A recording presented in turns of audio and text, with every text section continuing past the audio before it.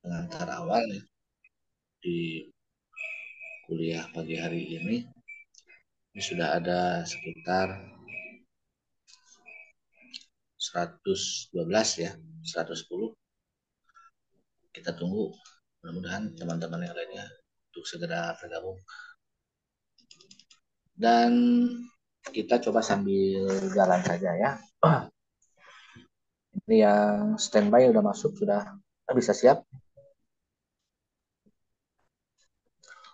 Oke teman-teman ya, untuk materi ideologi ya, maupun materi filsafat, ini merupakan dua materi yang bagian dari implementasi Pancasila secara subjektif ya. Karena salah satu fungsi dari Pancasila itu kan sebagai ideologi ya, juga sebagai falsafah, sebagai filsafat bangsa. Nah, namun sebelum kita ke filsafat ya, kita sedikit ataupun memberikan dulu arahan-arahan ya ke materi sebelumnya, yaitu tentang ideologi, terutama yang belum dibahas di kelas tentang hubungan antara agama dan negara ya, atau Islam dan Pancasila. Ya nanti sedikitnya akan berdampak juga ya pada materi eh, filsafat. Ya berbicara masalah agama di Indonesia ya, bukan hanya sebatas ritual ibadah ya, karena sila pertama kita itu ketuhanan yang Maha Esa yang membuktikan bahwa kita itu negara yang beragama ya, yang mengakui adanya agama sekalipun itu bukan negara agama ya, Indonesia atau Pancasila ini.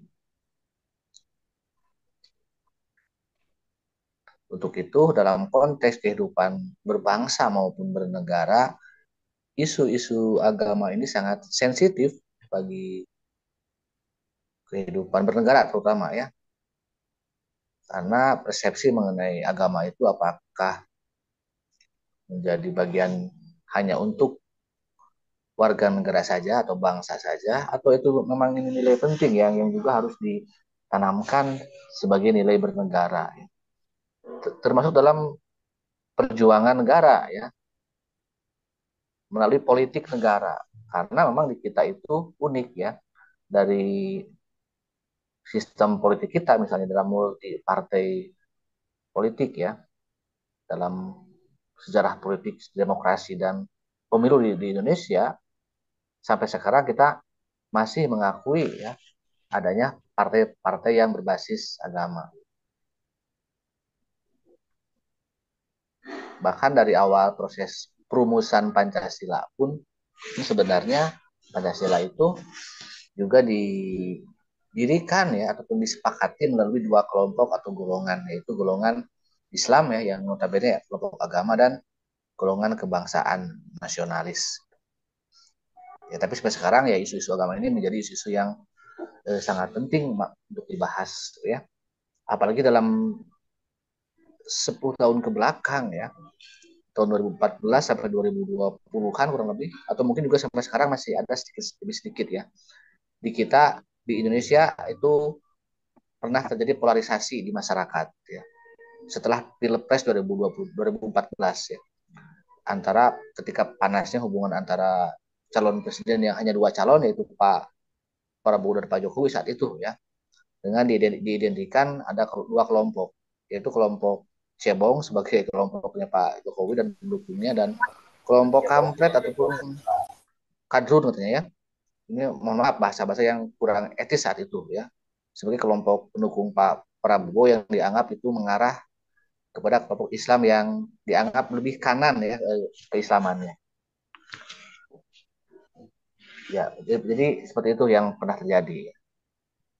Ya, walaupun setelah Pilpres 2020 2024 kemarin memang isu-isu mengenai polarisasi antara agama dan negara sudah sedikit mengikis ya, lebih mengarah kepada isu-isu lain ya. Ya mungkin kalau lebih tepatnya lagi isu-isu yang muncul hari ini adalah isu-isu yang berkaitan dengan nanti bab 6 ya, tentang etika ya.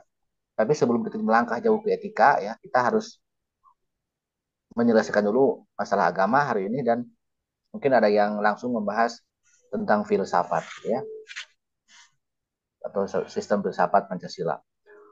Oke, itu barangkali sebagai pengantar di sini, karena untuk uraian mudah-mudahan teman-teman sudah menyimak semuanya. Kita coba untuk membuka sesi diskusi. Silahkan bagi yang sudah siap dengan pertanyaan-pertanyaannya ataupun bahan-bahan diskusinya untuk kita diskusikan.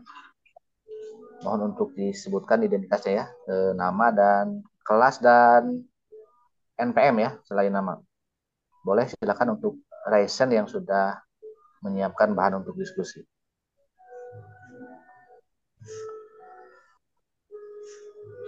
Oke, kelas A ini ya. Sarah ya, silakan Sarah. Assalamualaikum Pak. Perkenalkan, nama saya Syara Dibuka Ajian mikrofon. dengan akhiran NPM 090 dari kelas A. Dari video sebelumnya, Boleh dibuka. Bapak menyebutkan bahwa susunan Pancasila atau Pancasila itu berbentuk secara piramid. Apa maksudnya ya Pak? Lalu, apa perbedaan antara filsafat proses dan filsafat produk? Begitu Pak. Terima kasih. Ya, ini langsung ke filsafat ya. Jadi kalau berbicara berbentuk hierarkis piramid itu adalah yang berkaitan dengan sistem ya, sistem filsafat. Karena berbicara sistem filsafat itu antar sila-sila Pancasila itu saling berhubungan ya, saling berkaitan dan saling mengkualifikasi. Jadi antara sila-sila tersebut itu tidak bisa berdiri sendiri. Sila pertama itu kan menjiwai sila 1, 2, 3, 4, 5 ya.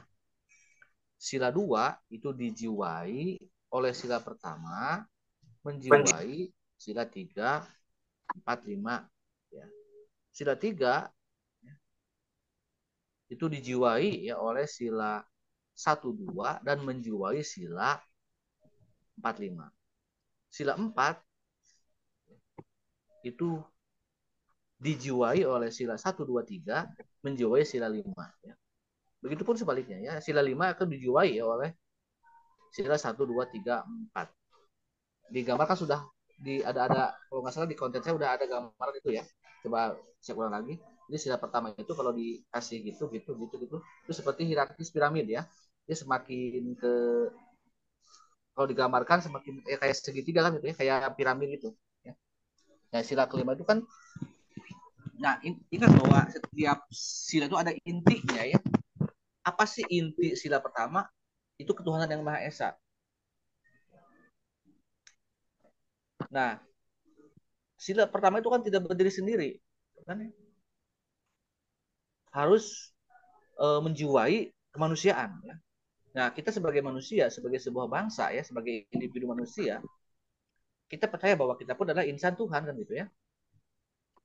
Jadi kalau teman-teman, kalau kita di sini di Indonesia beragama, berusaha bahwa agama itu ya, untuk kemanusiaan itu ya, bukan hanya untuk pribadi kita. Bahkan menjiwai juga sila ketiga. Sila ketiga itu kan persatuan, itu kan tentang nasionalisme ya, inti sila ketiga itu tentang kebangsaan Indonesia, tentang negara Indonesia. Makanya di kita agama menjadi perkat juga kan ya, bukan sebagai sumber perpecahan, karena persatuan kan ya. Bahkan kalau kita berbicara sila keempat, demokrasi ya. Kalau kita percaya pada sila pertama, ketuhanan, demokrasi di kita bukan hanya demokrasi ajang pemilu lalu berebut kekuasaan, tapi sebisa mungkin ya, ketika pemilu nilai-nilai agama juga itu harus senantiasa Udah resign. diutamakan ya. Ya bahkan Resign. misalnya sila kedua, sila ketiganya ya. Kira ininya dia Itu kumaha ya? berhubungan. Iya, anak bertanya silahkan resign. Oke, itu dulu ya. Jadi kalau berbentuk piramid itu antar hubungan antar sila-sila ya. Jadi saling menjiwai kan, sistem itu saling berhubungan, saling berkaitan, saling mengkualifikasi ya. Dalam berbagai urusan kan, 5 sila itu, sila pertama berbicara masalah Tuhan, manusia, satu, rakyat ya. Ya demokrasi, kalau sila keempat, sila kelima berbicara masalah keadilan. Itu kan tentang ekonomi, tentang politik, tentang hukum ya, pendidikan, kesehatan ya. Kan lebih luas kalau jangkauan sila kelima itu ya. Makanya sila kelima itu dalam posisi di bawah yang lebih luas. Sementara sila pertama itu di atas dan mengerucut. Ya, itulah yang disebut dengan sistem berbentuk hierarkis piramidal seperti itu ya. Coba lihat lagi di konten yang udah di-share di video ya tentang hubungan antar sila-sila tersebut. Kemudian apa sih perbedaan antara filsafat proses dan filsafat produk? Ya, kalau filsafat proses itu kan filsafat yang pada akhirnya kita akan mencari sumber kebenaran ya. Karena begini, filsafat itu sebenarnya adalah cara untuk mencari kebenaran ya. Dalam konteks ilmu itu kan semua bidang ilmu termasuk dalam bidang teknik sipil pun adalah sebuah disiplin ilmu yang tentunya ada kebenarannya. Nah, untuk mencari kebenaran ilmu itu adalah dengan filsafat. Makanya sebelum adanya ilmu pengetahuan ya, yang berkembang sampai zaman sekarang, di zaman Yunani kuno itu lahir dulu induk cabang sumber atau ibu dari segala ilmu itu filsafat. Sebelum lahir para ilmuwan kan muncul muncul dulu para filsuf ya, seperti Plato, Aristoteles ya, dan lain-lain. Mereka kan berbicara segala hal di sana ya. Tentang demokrasi pun mereka bicarakan. Tentang semua disiplin ilmu sebagai dasar-dasar ilmu pengetahuan yang sekarang kita kembangkan ya, sampai menjadi berbagai macam cabang disiplin ilmu ya. Oke, jadi itu kita berbicara filsafat dulu seperti itu. Jadi untuk mencari kebenaran. Nah, kalau kita hari ini berbicara masalah Pancasila, melalui proses itu tersebut kita akan menemukan ternyata ya, sumber kebenaran Pancasila itu adalah dua ya, yaitu dari wahyu ilahi ya, atau agama, dan ilmu pengetahuan atau materialisme. Kalau kita melihat dari sisi prosesnya ya, jadi kita yakin bahwa Pancasila itu sebagai ideologi, sebagai dasar negara karena ada kebenaran. Kalau ini bukan sebuah kebenaran, buat apa kita mendasarkan pada dasar negara kita Pancasila? Apa yang benar menurut Pancasila? Dalam filsafat prosesnya saya lagi katakan adalah karena kita percaya pada agama, pada Tuhan gitu ya. Dan kita pun kan Tuhan itu berbicara hal yang gaib gitu ya, yang abstrak itu kan ya. Tapi kita pun percaya juga pada hal yang konkret, yang materialisme, yaitu ilmu pengetahuan. Jadi dua hal itulah yang menjadi sumber kebenaran yang digali dari melalui filsafat proses. Sementara filsafat produk, setelah manusia itu yakin akan kebenarannya, kan yakin benar ya. Kenapa sih kita meyakini Pancasila? Karena benar kan, dengan sumber-sumber tadi, dengan dua sumber tadi. Lalu apa filsafat produknya? Jadi manifestasinya, apa wujud dari kita benar terhadap sesuatu tersebut? Itu dengan melaksanakannya. Jadi lebih ke implementasi ya. Contoh misalnya, Sarah beragama tidak? Maaf saya tanya. Ya, Pak. Kalau apa agamanya misalnya? Islam. Ya, kalau beragama Islam misalnya kan harus yakin dan percaya kan ya? Iya, Pak. Berarti ada iman dulu kan dalam bicara agama kan ya. Yakin bahwa Tuhan itu ada dan sebagainya. Ada ma'rifatullah dulu kan dan sebagainya. Baru setelah yakin, apakah cukup dengan yakin? Makanya ada Tidak. takwa, ya kan ada takwa ya, ada implementasinya apa ya? Perbuatan ya, beribadah, muamalah dan sebagainya kan gitu ya. Kita ada ritual ibadah, beragama, ada juga perilaku kita. Ya. Bagaimana kita yakin ada Tuhan, ada agama, ada ajaran, ada syariat, lalu apa wujudnya? Kita berbuat baik dengan sesama manusia. Hablum minanas, kan gitu. Nah, itulah yang disebut dengan filsafat produk tuh kalau dari sisi Islam disebut sebagai hablum minanas, gitu kan ya.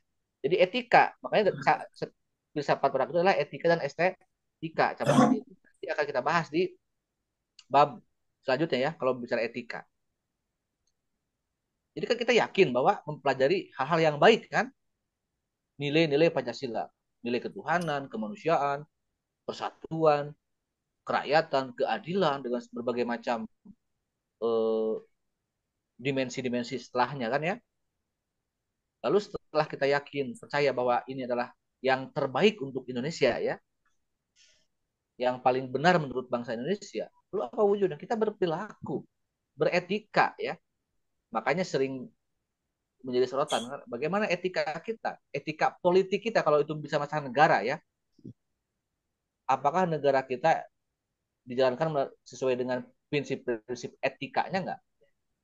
Ya kita jelas punya Pancasila kan ya sebagai etika bernegara.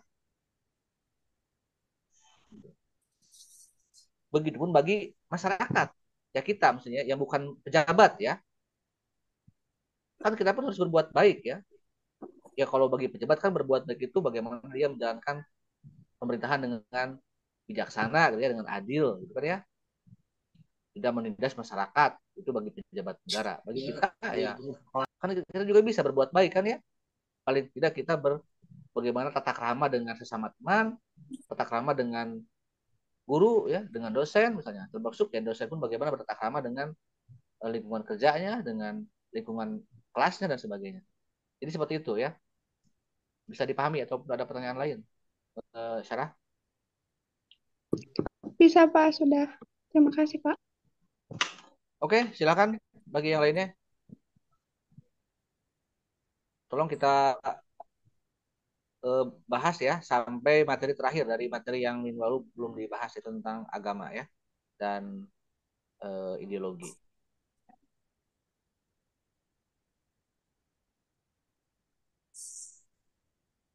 Silakan.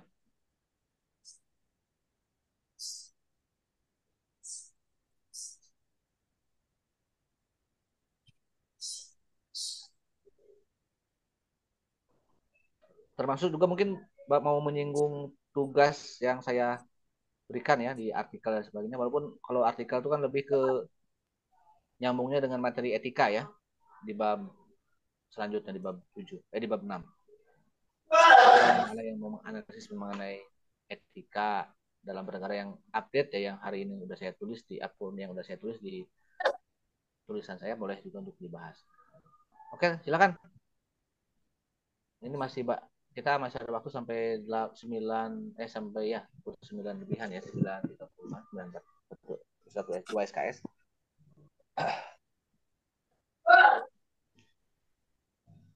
Ini pun ada kelas yang belum gabung ya, baru kelas belum semuanya gabung. Oke, silakan. Biasanya ini kan sudah ini ya, sudah banyak yang aktif ya kalau di. Oke, silakan yang udah present ini. Kelas siapa ini? Dandi. Ya Pak, Bismillahirrahmanirrahim. Assalamualaikum warahmatullahi wabarakatuh. Izin memperkenalkan diri ya Pak, nama saya Dandi Rasmanda, NPM akhir saya 012. Di sini tuh sebenarnya saya pengen bertanya tentang video materi Bapak kemarin. Ada Ya tuh silakan ya, bebas. di menit 18:02. Nah, kata Bapak di situ tuh menyebutkan bahwasannya jangan sampai kita mendapat keuntungan dari Pancasila. Nah, keuntungan apa sih yang Bapak maksud itu, Pak? Terima kasih. Oke, sudah ada 3 orang ya, Ajhar dan Firly. Saya catat dulu ya, biar tidak ada biar yang lebih dulu ngacung untuk nanti dapat hadiah. Oke, mengenai keuntungan ya dari Pancasila itu kan ini berkaitan dengan Pancasila itu jangan dijadikan sebagai atau dilaksanakan dalam konteks tafsir tunggal yang sudah saya sering katakan ya. Jadi jangan ada orang yang merasa paling Pancasilais. Belum tentu kan, saya Pancasila, saya ini orang Pancasila nih, kamu mau tidak berpancasila. Karena ini pernah terjadi ya di Orde Baru terutama ini ya. Di Orde Baru itu karena Orde Baru kan lahir atas kritik ya atau perbaikan dari Orde Lama ya di era tahun 59 sampai tahun 66 di Indonesia saat itu mengalami tragedi besar ya tahun 65 terutama yaitu G30 karena saat itu di Indonesia berlaku di konsepsi Nasakom yang diberlakukan oleh pemerintahan Soekarno terutama ada ideologi yang dianggap bertentangan dengan Pancasila itu komunisme. Nah sehingga Orde Baru itu menciptakan ingin memurnikan sekali lagi ya Pancasila secara konsekuen. Jadi memang benar-benar sangat sangat memviralkan udah sekarang ya, memviralkan Pancasila. Memang dalam sisi lain itu positif ya, karena dari hafalan saja dulu tahun 60 70 sampai tahun 90-an generasi saat itu sebelum Orde Baru tumbang itu dalam pelajaran PKN dalam penataran P4 di semua level pendidikan lingkungan kerja itu kan semua orang harus hafal Pancasila, harus hafal butir-butir Pancasila, bahkan sampai harus hafal isi dari Undang-Undang Dasar 45 karena kan dulu belum diamandemen ya, masih sedikit jumlah pasalnya, hanya 36 pasal saat itu. Itu jadi kelebihannya ya, benar-benar doktrin ideologi Pancasila itu di semua jenjang pendidikan, di semua lingkungan sosial masyarakat itu sangat-sangat diperhatikan oleh Orde Baru. Tapi kelemahannya seolah-olah nih pada akhirnya kan siapa sih sosok yang paling Pancasila saat itu kan pemerintah gitu kan. Walaupun itu mau benar mau salah dianggap bahwa pemerintah itu adalah kelompok yang paling Pancasilais. Jadi orang takut karena Orde Baru takut yang melawan Soeharto sebagai presiden kan yang 32 tahun menjabat. Ya karena sudah dianggap Pancasila adalah Soeharto, pemerintah, Orde Baru. Kan gitu. Itu sudah menjadi identik ya, framingnya ke sana. Nah, jadi seolah-olah seperti itu. Nah, apa dampak negatif dari adanya orang kelompok yang merasa diuntungkan oleh Pancasila, yaitu ketika Orde Baru jatuh, Soeharto tumbang tahun 98 oleh gerakan mahasiswa 98, semua orang kan benci pada Soeharto. Wah ini gagal, Soeharto gagal dan sebagainya kan. Pemerintahan Orde Baru itu tidak becus dan sebagainya. Karena sudah dicap sebagai pemerintahan yang paling Pancasilais, sehingga saat itu di tahun 98 dianggap ini Pancasila pun sebagai ideologi yang gagal, bukan ya? Karena terlanjur diidentikan dengan sekelompok masyarakat tertentu itu, terutama pemerintah. Itulah kenapa di awal Orde Baru saya sering mengatakan, maaf, di awal reformasi itu sampai-sampai Pancasila dijadikan musuh juga ya, menjauhkan dari ideologinya bangsa kita itu. Apa hasilnya ya? Amandemen UUD 45 di reformasi itu adalah merupakan suatu keadaan di mana sedang marah. Sehingga banyak perubahan-perubahan dasar dari UUD 45 yang tidak sesuai dengan nilai-nilai Pancasila, dengan filsafat Pancasila. Makanya banyak aturan-aturan negara yang sekarang mungkin melenceng dari prinsip-prinsip itu ya. Bukan hanya perilaku ya, tapi juga aturannya. Nah, kemudian hampir terjadi juga kan tahun 2014 di era, mohon maaf ya, di era Pak Jokowi juga sempat ada kembali untuk menghidupkan Pancasila, tapi arahannya kembali seakan-akan akan mengulang Orde Baru. Makanya kan 1 Juni itu dianggap baru disahkan sebagai hari lahir Pancasila kan tahun 2018 ya, pada saat Pak Jokowi menjadi presiden. 2020 itu hampir muncul undang-undang HIP, haluan ideologi Pancasila. Dan akhirnya batal karena kita menolak, Pak dosen-dosen di perguruan tinggi se-Indonesia itu menolak adanya undang-undang tersebut karena itu akan mengulang Orde Baru. khawatir ya misalnya gini, kalau seandainya itu jadi undang-undang tersebut dan berhasil ya seperti Orde Baru, seperti ada perubahan-perubahan mengenai ketika kemarin ya perubahan syarat calon presiden ya, bahkan syarat calon gubernur yang begitu mudahnya pemerintah yang berkuasa membuat aturan sekalipun itu melanggar norma, melanggar hukum karena dianggap pemerintahan yang Pancasilais itu orang-orang takut menyuarakan ya. Jadi begitu ya khawatir kalau misalnya Dandi ini manusia Pancasilais misalnya ya, gue sebagai orang yang simbol orang terbaik di Indonesia.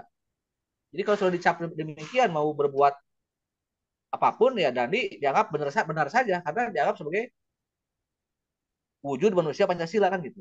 Itu yang dimaksud ya. Bisa dipahami Dandi? Siap, Pak. Bisa, Pak. Terima kasih, Pak. Ya oke sama-sama. Silakan yang tadi yang kedua Azhar ya.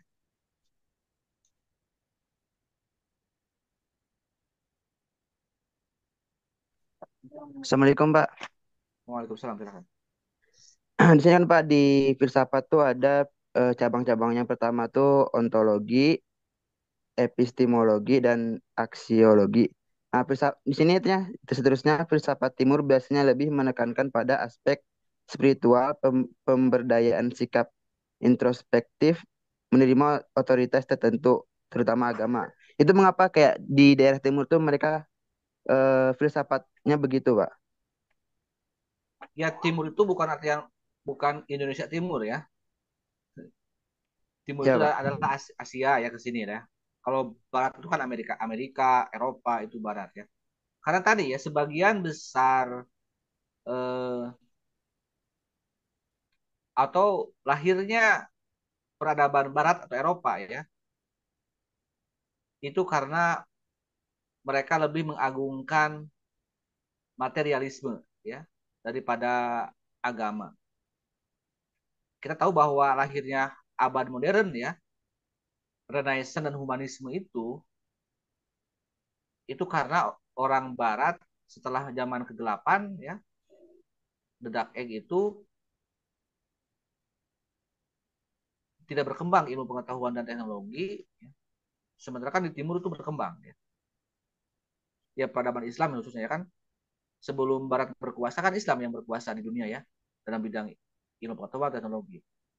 Kalau Islam kan memang timur itu mengkaji kitab suci ya, dibedah Al-Qur'an misalnya lalu ditemukanlah fenomena-fenomena alam ya. Makanya tokoh-tokoh seperti Ibnu Sina kan apa Al-Jabar itu kan tokoh-tokoh muslim ya yang mereka mengkaji kitab suci.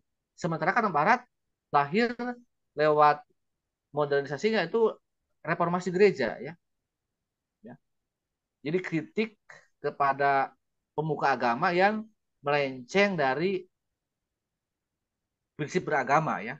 Agama di Eropa sebagai alat untuk mencari keuntungan para tokoh-tokoh agama ya. Sehingga orang Eropa akhirnya mereka tidak percaya pada agama kan.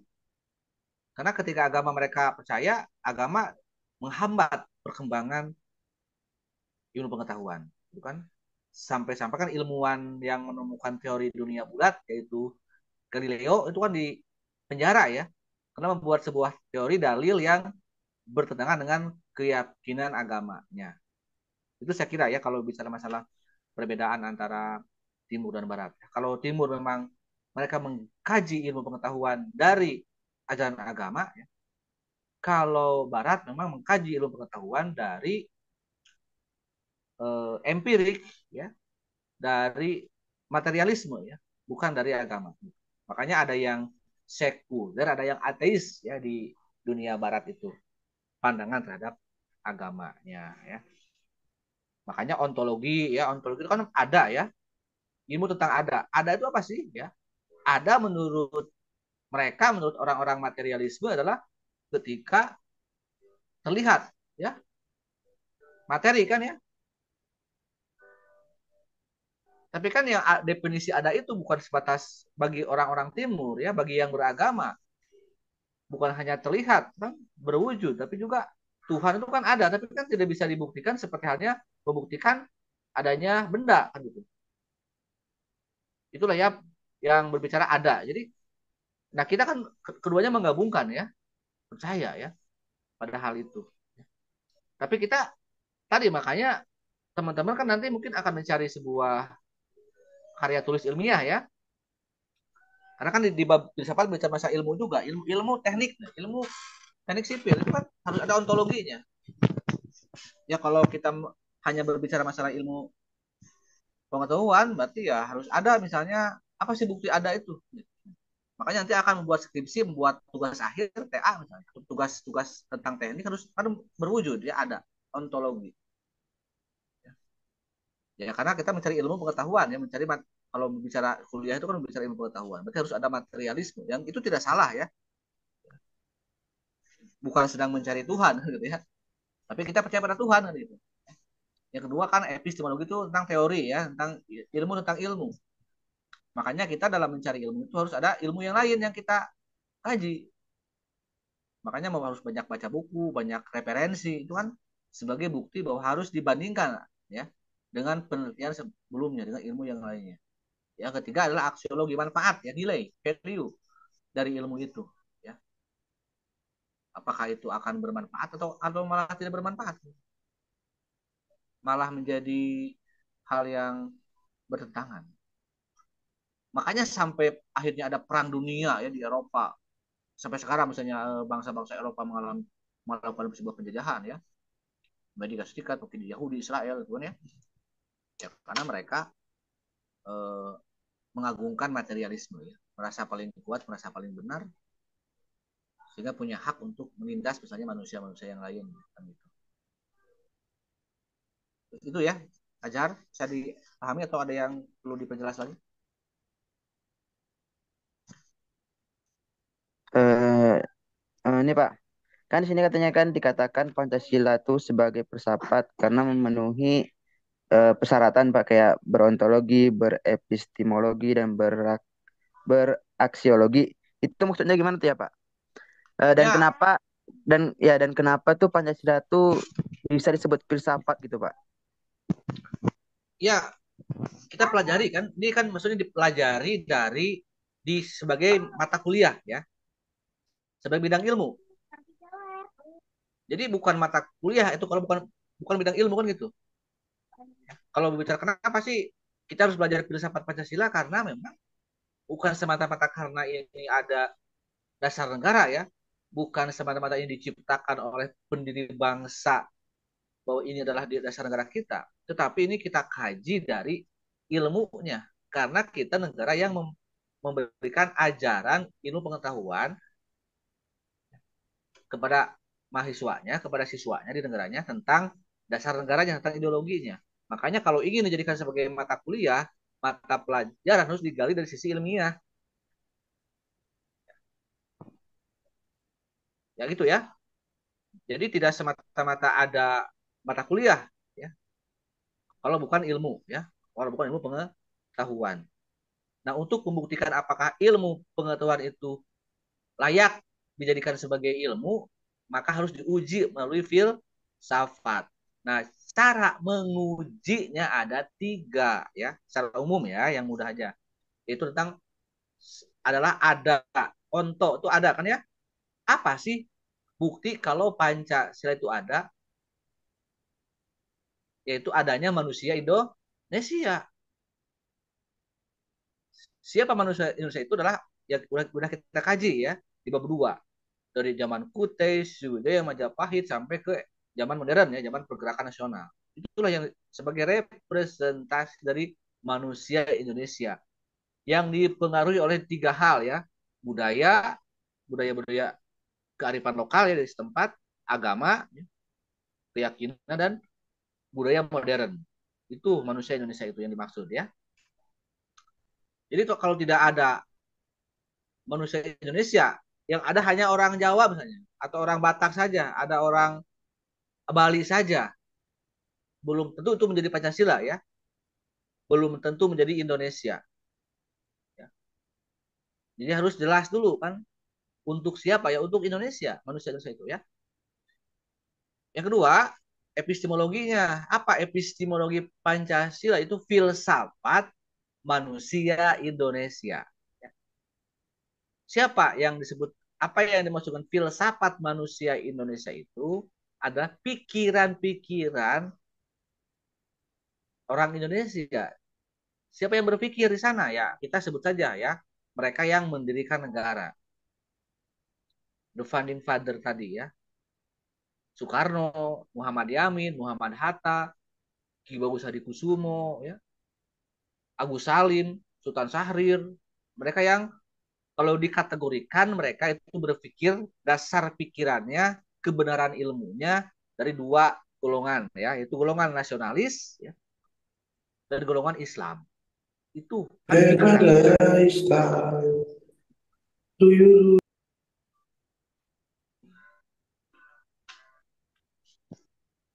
Oke.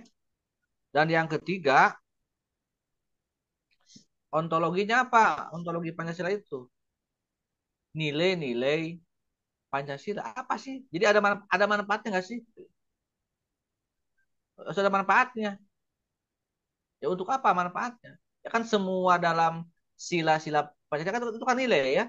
Bagaimana untuk kehidupan beragama, berkemanusiaan, menjaga persatuan, menjaga suara rakyat ya, musyawarah mufakat sila keempat dan keadilan.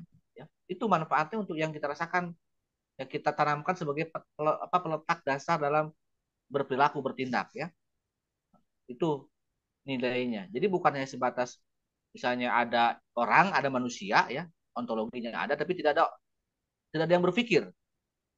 Di kita mungkin di abad 14, 15 ada manusia, ada orang secara ontologi, tapi kan belum ada yang berpikir tentang kemerdekaan. Berarti kan tidak ada epistemologi karena belum berilmu orangnya, belum berpikir tentang kemerdekaan ya. Setelah merdeka kan apakah bermanfaat tidak negara ini? Ya paling tidak kan kita berhasil menjadi bangsa yang merdeka. Ya, bisa mengelola sendiri ya negaranya dengan prinsip-prinsip tadi. Ya termasuk Anda misalnya sekarang sedang kuliah dengan ilmunya adalah teknik sipil misalnya. Kalau nanti teman-teman hanya sebatas pintar secara ilmu ya, teori, tapi tidak bermanfaat ya, nggak dipakai ilmunya, berarti kan tidak mungkin berhasil jadi orang, jadi manusia. Saya yakin kenapa ada ilmu teknik sipil karena masih dibutuhkan oleh masyarakat. Makanya banyak ilmu yang tidak dibutuhkan ya, walaupun itu ilmu, tapi kan karena tidak memenuhi tiga unsur kebenarannya. Oke, bisa dipahami, Ajar? Atau masih bingung? Siap bisa Pak. Dan satu lagi Pak nih Pak. Kan tantangan Pancasila sebagai sistem filsafat itu yang pertama kapitalis sama komunisme. Jadi kapitalis sama komunisme itu termasuk ke dalam filsafat juga atau gimana Pak? Enggak. Ya iya kan mereka yang melahirkan paham komunis kan seorang filsuf. Karl Marx ya, Lenin, Stalin ya, gitu kan. Itu sama halnya ketika kita mendirikan ada Soekarno ya. Mereka pemikir ya. Pemikir-pemikir dalam di Indonesia kan. Kemudian ya tokoh-tokoh seperti Notonegoro, terus juga apa yang dalam bidang akademiknya ya, Profesor Kailan di UGM juga berpikir tentang itu ya, tentang Pancasila gitu ya. Itu ya akhirnya meyakini bangsa kita bahwa sebagai ilmu pengetahuan juga sebagai dasar negara atau ideologi negara ya. Ya begitupun di mereka di negara-negara komunis ya. Mereka kan menjunjung tinggi ya filsuf-filsuf seperti Karl Marx ya, Lenin, Stalin dan sebagainya. Ya Barat juga sama ya kan, tokoh-tokoh abad-abad pertengahan yang melahirkan paham-paham yang sekarang kita kenal dengan sistem kenegaraan ya, seperti Machiavelli, John Locke, J.J. Rousseau yang membuat sistem negara serikat, negara republik, negara sistem parlementer, presidensial, kan mereka dari barat juga ya, orang-orang liberal. Adam Smith, ekonomi kapitalisnya kan gitu. Itu ya mereka juga dikatakan sebagai ilmu pengetahuan, sebagai dasar negara juga. Kan gitu. Makanya kalau kita lihat ke barat, ke Eropa, kan mereka barat liberalisme ya pendidikannya. Bebas. Begitupun ekonominya kapitalis kan gitu. Kan dari sistem yang mereka bangun ya, dari ya apa yang mereka yakini. Kita pun harusnya kan seperti itu kan. Indonesia bernilai Pancasila ya. Sistem pendidikannya adalah berketuhanan, berperi kemanusiaan kan, persatuan, keadilan dan sebagainya ya. Bermusyawarah. Jadi kalau di sekolah di perguruan tinggi masih ada bullying ya, masih ada kekerasan. Mungkin kemarin sedang viral guru seorang guru yang dilaporkan oleh orang tua siswa misalkan. Itu kan kita membuktikan bahwa sistem pendidikan kita belum sejalan dengan prinsip negara kita itu Pancasila. Dalam ekonomi kita kan Pancasila ya. Itu tentang keadilan sosial ya, sistem ekonominya. Itu yang harus kita jaga. Harusnya kan sebenarnya mereka orang-orang barat menggunakan sistem ekonomi kapitalis karena dasar negaranya liberalis, bukan ya? Komunisme melahirkan paham komando ekonomi negara ya karena mereka berpandangan ekonomi sosialis kan gitu ya. Walaupun kalau Cina kan ekonominya sudah bergabungan ya, kalau Cina sekarang ya, Tiongkok sekarang itu gabungan secara politik komunis, secara ekonomi kapitalis ya itu Cina kalau Cina sehari ini. Ya. Oke, boleh ke yang lain dulu ya, Firdaus, Ajar. Silakan Ya Pak, viral. ya.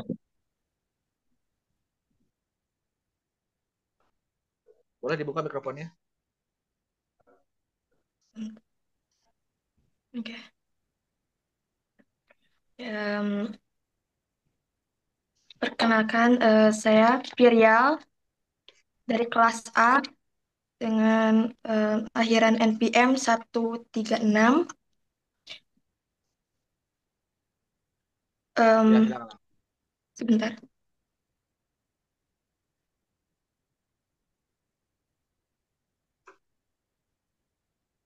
Saya mau bertanya, Pak. Kan ini pembahasan babnya mengenai Pancasila sebagai sistem filsafat. Nah, pertanyaannya, apa hakikat dari Pancasila itu sendiri sebagai sistem filsafat? Em, Lalu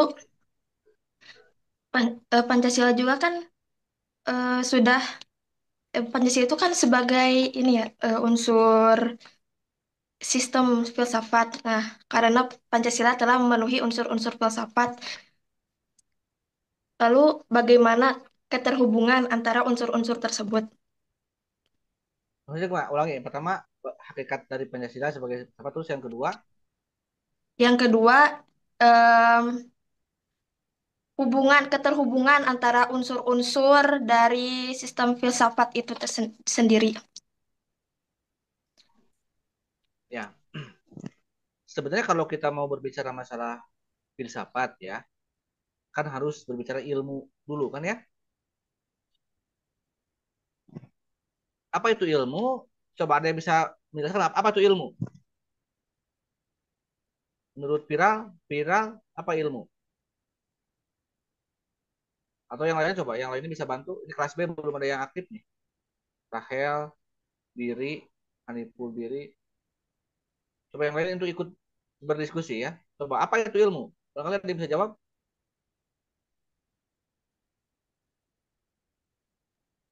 Ilmu itu ada sebuah pengetahuan.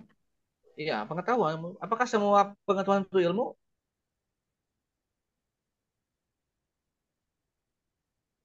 Ilmu adalah pengetahuan. Apakah semua pengetahuan itu ilmu?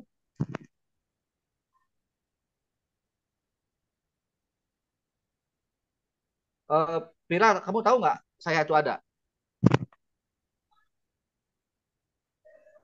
Tahu nggak? Ya. Tahu kan? Apakah kamu tahu saya itu ada? Itu ilmu atau bukan? Hmm, enggak, Atau hanya pengetahuan biasa saja? hanya pengetahuan. Ya, kamu baca berita ya. Kamu melihat orang sedang coba dari kamu bangun tidur sampai jam 8.57 ini kan berapa hal yang kamu ketahui kan? Betul nggak? Melihat, Ya. menyimak, tapi kan belum tentu menjadi pengetahuan ya. Hmm. Makanya apalagi menjadi ilmu kan? Nah, ilmu adalah pengetahuan yang berobjek ya, bermetode, bersistem dan bersifat universal ya. Terus ada objeknya. Makanya dalam filsafat itu ada ontologi kan ya. Yang tadi saya sebutkan ya. Jadi hakikat itu kan yang paling mendasar dulu. Apa sih dasar adanya hakikat itu? Ya karena ada. Coba, apakah tiba-tiba ada ilmu, ada teknik sipil? Kan dari pengam, sedangkan ada tidak ada kan ada dulu kan. Jadi mencari sesuatu yang ada dulu. Gitu kan?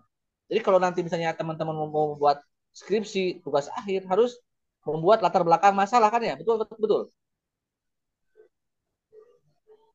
Jadi mencari yang ada dulu, gitu kan? Jangan mencari yang tidak ada. Yang tadi saya sebutkan, kalau memang apa sih hakikat dari adanya Pancasila itu? Ya karena adanya bangsa Indonesia, gitu kan? Kalau hanya ada pulau di Indonesia dari Sabang sampai Merauke ya, hanya ada pulau, tumbuhan, hewan, itu belum tentu ada negara Indonesia. Atau di Indonesia hanya ada satu suku misalnya, suku Jawa semuanya ya. Mungkin juga belum tidak akan menjadi Pancasila, tidak akan menjadi Indonesia. Atau di Indonesia hanya ada satu agama, Islam saja, mungkin tidak akan menjadi negara Pancasila kan gitu. Itu hakikatnya yang ada dulu. Ya. Yang ada itu dikaji secara ilmiah ya kan, dibuktikan secara teori. Ternyata orang ketika di Indonesia ada manusia, ya ada orang kan ontologinya itu ya. Orangnya berpikir. Makanya lahirlah pergerakan nasional kan. Orang-orang yang berpikir tentang kemerdekaan. Tercapailah tahun 45 dengan merumuskan dasar negara. Ya Pancasila itu. Lalu pertanyaannya setelah merdeka apakah kita selesai tidak? Kan ada tujuan ya. Coba viral kalau sudah lulus kuliah apakah selesai hidup Anda? Tidak, belum. Cukup nggak? Kira-kira berharap nggak kalau teman Birial kalau sudah lulus bekerja sesuai dengan bidang ilmunya? Iya, Berarti kan ada manfaatnya, masih masih ada manfaatnya. Ya tidak semata-mata teman-teman masuk jurusan teknik sipil kalau tidak ada manfaatnya kan. Paling tidak ya masih dibutuhkan. Apalagi di era pembangunan misalnya gitu ya. Pastilah kita berharap ada manfaatnya dari ilmu kita yaitu akan digunakan sebagai kehidupan kita sebagai kehidupan bangsa ya untuk membuat negara maju dan sebagainya. Itu kan manfaat. Begitupun setelah kita merdeka merumuskan Pancasila ya, kan harus ada manfaatnya. Bagaimana menjalankan negara ini dengan prinsip-prinsip ketuhanan dan sebagainya. Jadi seperti itu ya. Kalau bicara hakikat, apa sih keterhubungan antara unsur-unsur tersebut? Ya. Dalam sebuah negara itu kan ada sistem ya. Dalam sebuah negara kan ada sistem. Coba dalam contoh dalam negara itu ada apa saja? Ada masalah apa saja dalam negara ini?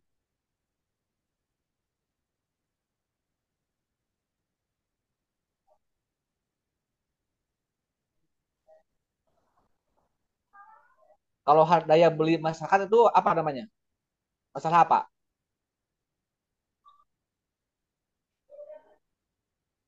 Ada daya beli masyarakat, ada tukar nilai rupiah itu masalah apa dalam negara?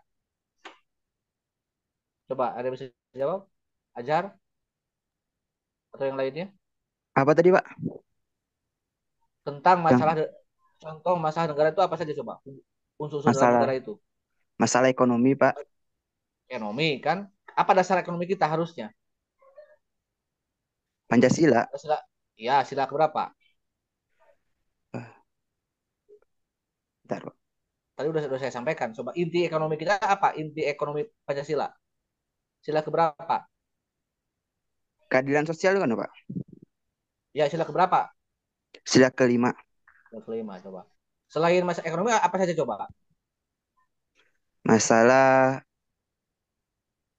apa namanya? Toleransi Pemilu nggak, itu Pak?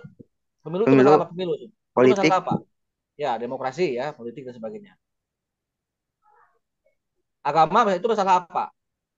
Tuhanan. Ya masalah agama kan ya. ya. Ada sila pertama kan, Ya, ada kesehatan, ada pendidikan coba ya. Ketika kemarin waktu zaman 2020 sampai 2022 ada apa itu? Masalah kesehatan, COVID COVID. Ketika ada masalah kesehatan berdampak nggak pada yang lainnya? berdampak. Pada pendidikan, Ya, kalau berdampak. pendidikan ya berdampak banget, Pak. Pendidikan, Pada perekonomian semua ekonomi. berdampak. Oke. Ketika itu kan masalah kesehatan, berdampak pada yang lainnya ya. Kalau misalnya ada masalah politik misalnya, berdampak pada yang lainnya.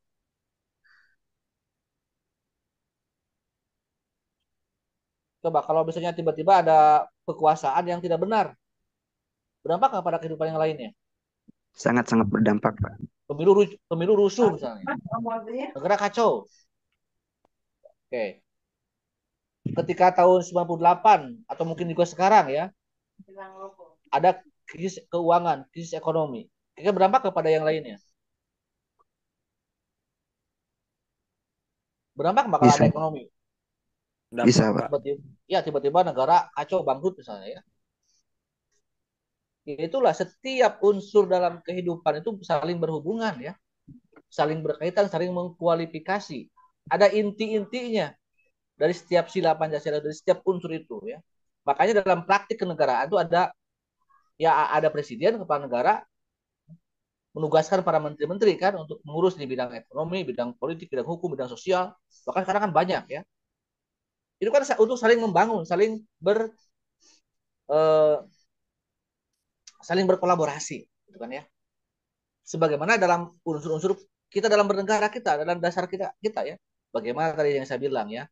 Ketika ada masalah agama misalnya, ada polarisasi di masyarakat dulu ya. Ada yang pro pemerintahan Pak Jokowi, ada yang pro Pak Prabowo saat itu kan ya. Yang Islam dan yang Islam kanan, Islam kiri, Islam dan sebagainya itu kan berdampak ya. Orang di kita saling berebut opini yang tidak produktif kan gitu. Sehingga melupakan kinerja ekonomi, melupakan kinerja hukum karena fokus ke masalah-masalah yang tidak penting misalnya kan seperti itu. Jadi punya fungsi masing-masing setiap unsur itu ya. Tapi jangan sampai mereka tidak berfungsi satu sama lainnya. Dalam mesin aja kan apa dalam mesin ada berapa dalam mobil aja motor lah, jangan mobil. Ada berapa mesin coba? Ada berapa jenis ada berapa komponen dalam motor itu? Kalau motor hanya ada ban misalnya, hanya ada jok, bisa disebut motor nggak?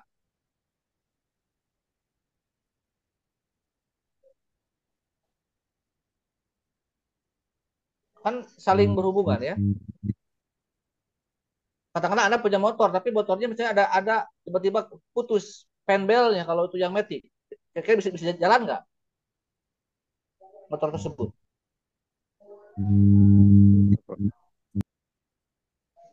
Atau rantainya putus, itu kan tidak jalan ya. Harus walaupun fungsinya beda-beda, tapi satu satu fungsi tidak berjalan maka akan berdampak pada yang lainnya. Makanya jangan sepelekan masalah-masalah kecil itu. Ya. Kita pun dalam dalam tubuh kita kan punya organ yang punya fungsi masing-masing. Ada tangan, mata, hati, telinga. Coba satu aja dari bagian tubuh kita tersakiti, saya yakin bagian tubuh yang lainnya akan merasakan sakit. Begitupun dalam sebuah negara. Satu bagian dalam negara ini kacau ya. Apakah presidennya, apakah wakil presidennya, apakah kebijakan ekonominya, apakah kebijakan hukumnya, apapun itu pasti akan mengganggu negaranya. Itulah yang menjadi nanti ya bukti konkretnya ya. Kenapa kita harus punya dasar nilai? Ini pegangan kita ya agar warga negara, apalagi pejabat negara berhati-hati dalam mengambil sebuah kebijakan ya. Harus tetap bersumber pada falsafah bangsa kita, filsafat bangsa kita, itu Pancasila. Oke, bisa dipahami, Fidel? Ada pertanyaan lain? Sudah cukup, Pak. Oke, silakan. Ini saya masih menyisakan waktu nih bagi kelas B khususnya ya. Ataupun yang lainnya, silakan.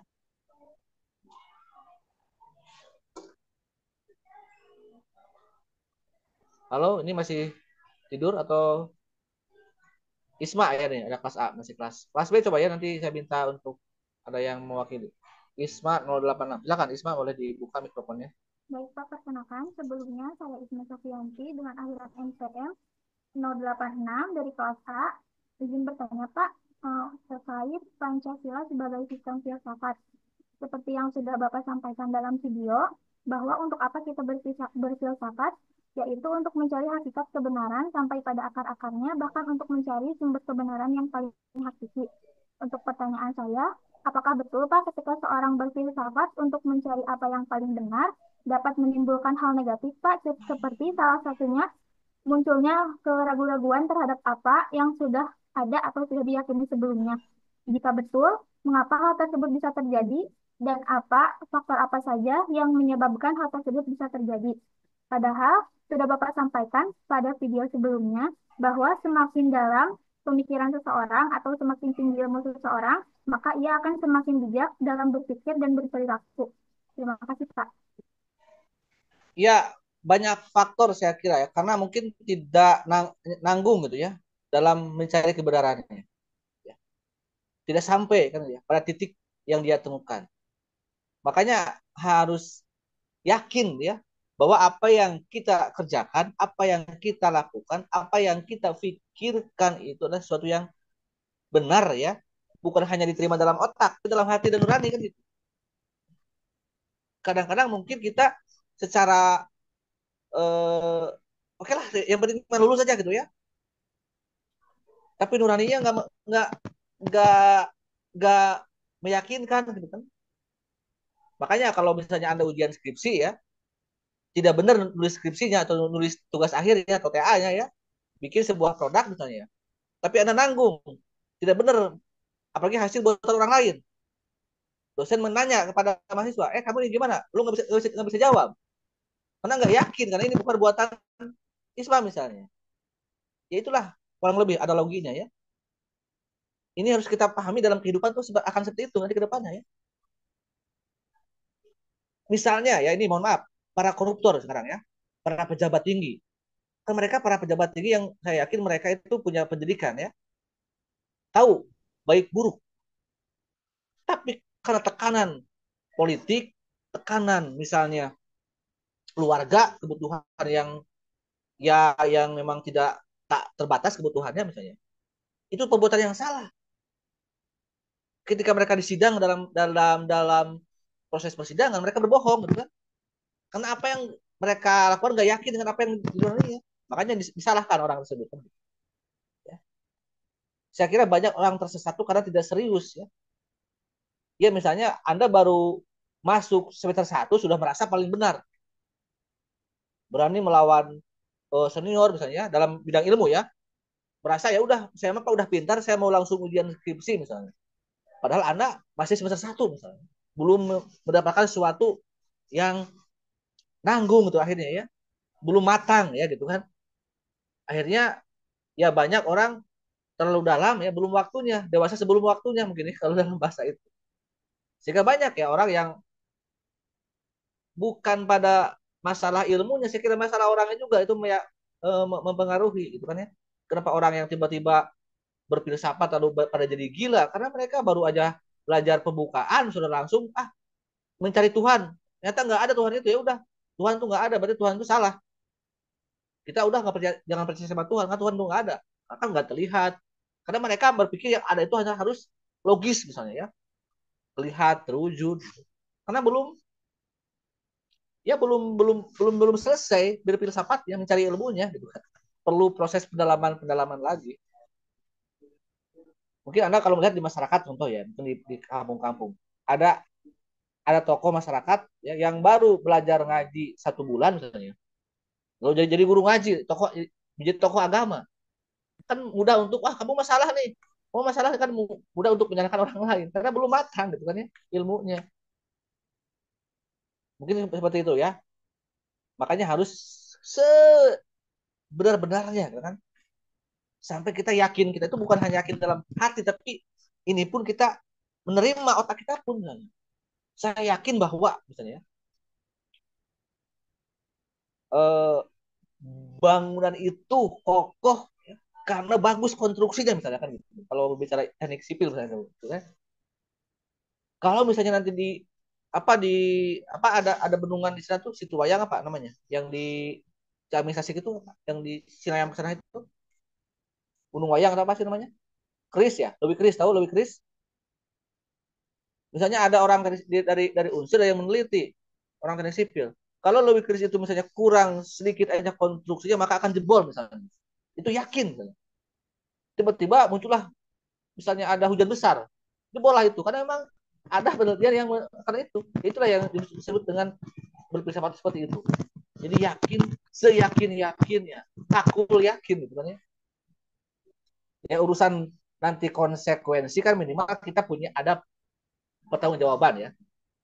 Misalnya ketika ada hukuman dalam persidangan, sekalipun misalnya bukti dan bukti-bukti yang terlihatnya misalnya apa berkurang, mungkin tahu kasus Vina ya, kasus apa dulu kasus sianida ya, kasus Sambo misalnya kemarin ya, kan nggak ada bukti secara langsung karena dihilangkan buktinya kan, bukti siapa yang nembak kan dihilangkan.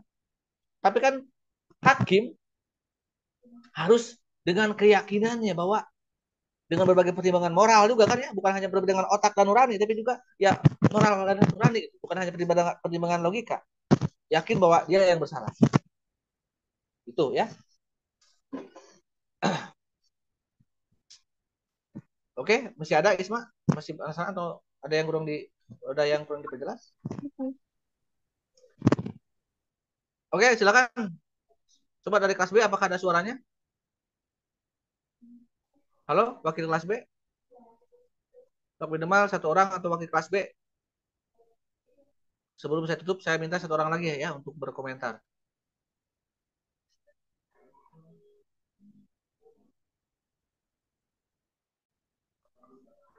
Silakan. Siapa? Boleh buka mikrofonnya.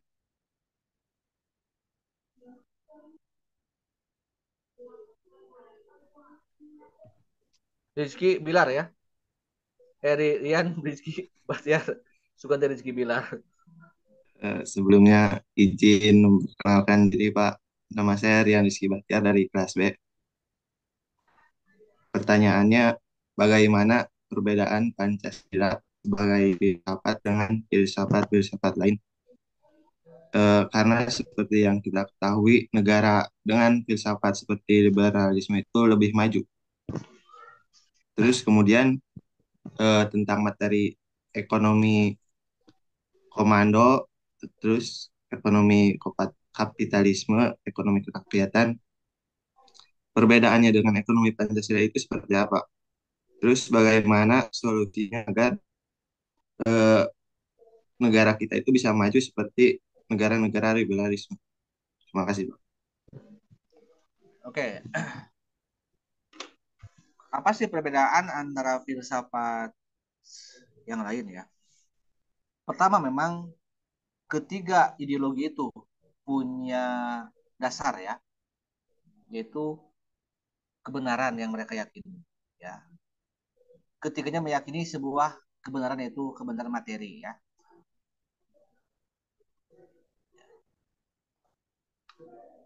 Kita menerima kebenaran yang lainnya ya, yaitu selain materi, yaitu imateri, sebut saja agama dan lain sebagainya. Kenapa bisa lebih maju ya orang-orang barat ya? Karena mereka lebih konsekuen ya, lebih konsekuen dari apa yang mereka yakini. Jadi ketika sudah yakin akan budayanya,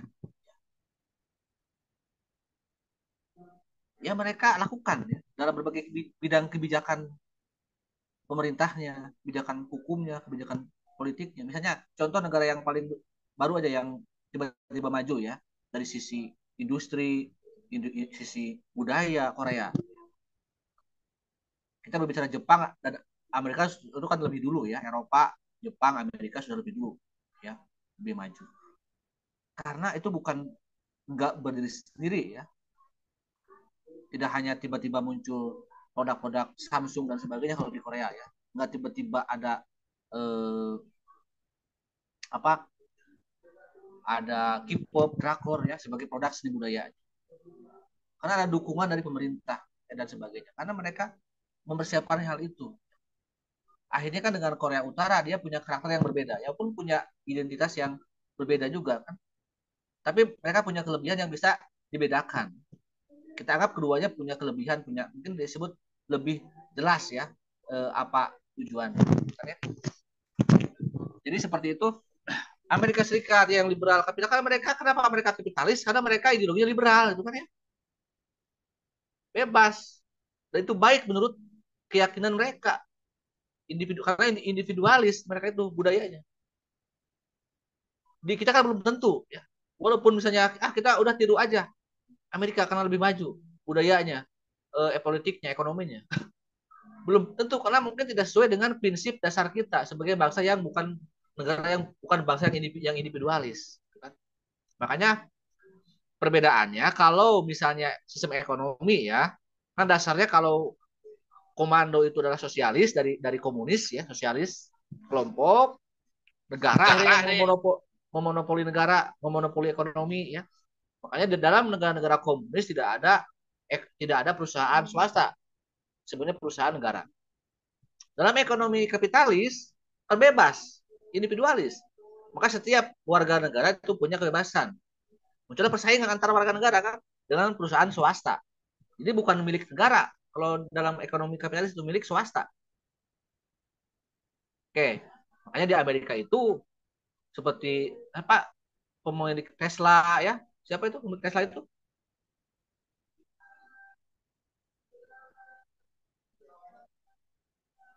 Elon apa? Elon Musk. Terus siapa yang Windows yang komputer? Coba tes. Yang Facebook siapa itu? Mark Zuckerberg atau apa ya gitu namanya. Itu kan mereka para pengusaha-pengusaha swasta kan? Ya karena kapitalisme di sana kan gitu. Menonjol ya. Kita tidak mengakui kelompok ya secara prinsip dasarnya.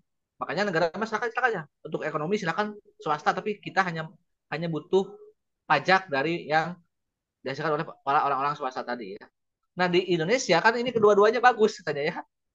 Makanya di kita ada ekonomi sosialis, maaf, ada perusahaan negara BUMN ya, ada juga perusahaan swasta. Karena kita menganggap bahwa manusia itu sebagai makhluk individu, sebagai makhluk sosial juga. Tidak sepenuhnya buruk sosialisme itu, makanya kita ambil yang baiknya tentang keadilan sosial. Tidak sepenuhnya juga buruk. Liberal juga yang kita ambil ya tentang hak asasi manusianya. Sebenarnya kalau kita mau jujur paling ideal ya Pancasila itu karena mengambil kebaikan dari kapitalisme, mengambil kebaikan dari sosialisme. Cuman memang yang berat adalah melaksanakannya. Karena saya yakin para tokoh-tokoh negara kita ya bukan hanya mengurus negara berdasarkan pada kepentingan nasional. Saya yakin di belakangnya ada kepentingan asing yang mungkin ingin tetap menguasai kita. Kita masih mempertahankan Pancasila secara formal. Tapi secara praktikal mungkin ya masih pada orang-orang kapitalis masih ada di belakang para penguasa kita ya yang mendanai mereka dalam proses politik ya ada hutang budi politik ya kepada pengusaha-pengusaha yang mengakibatkan kita tidak bisa mandiri dalam mengelola negara kita ya paling gitu ya Rian. Kalau misalnya kita lihat aja pidato Pak Prabowo kemarin di waktu dilantik kan itu sangat sangat idealis ya tentang kemandirian, tentang utopia sebuah negara kan. Ya tinggal bukan hanya dalam pidato, tapi dalam praktek beliau setelah punya kewenangan ya mengatur politik ekonomi karena dialah penguasa kita hari ini harus dibuktikan janji-janjinya kan gitu.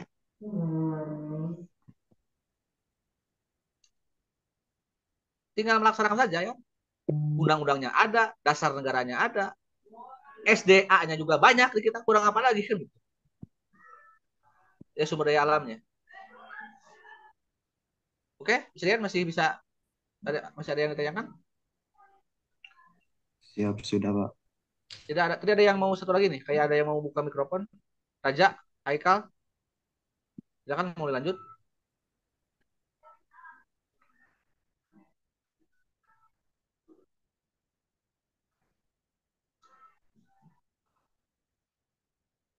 Halo, silakan masih ada? Oke, kalau sudah tidak ada, mohon kepada Berkuliah, Pak. KMKM untuk meminta laporan kehadiran ya, karena ini yang saya lihat ini tidak full ya yang hadir di kelas ini, walaupun saya nanti ada punya rekamannya karena saya rekam dan akan terlihat nanti cross check dengan apa data yang ada di saya. Oke, sekian untuk hari ini. Assalamualaikum warahmatullahi wabarakatuh. Waalaikumsalam warahmatullahi wabarakatuh. Waalaikumsalam warahmatullahi wabarakatuh.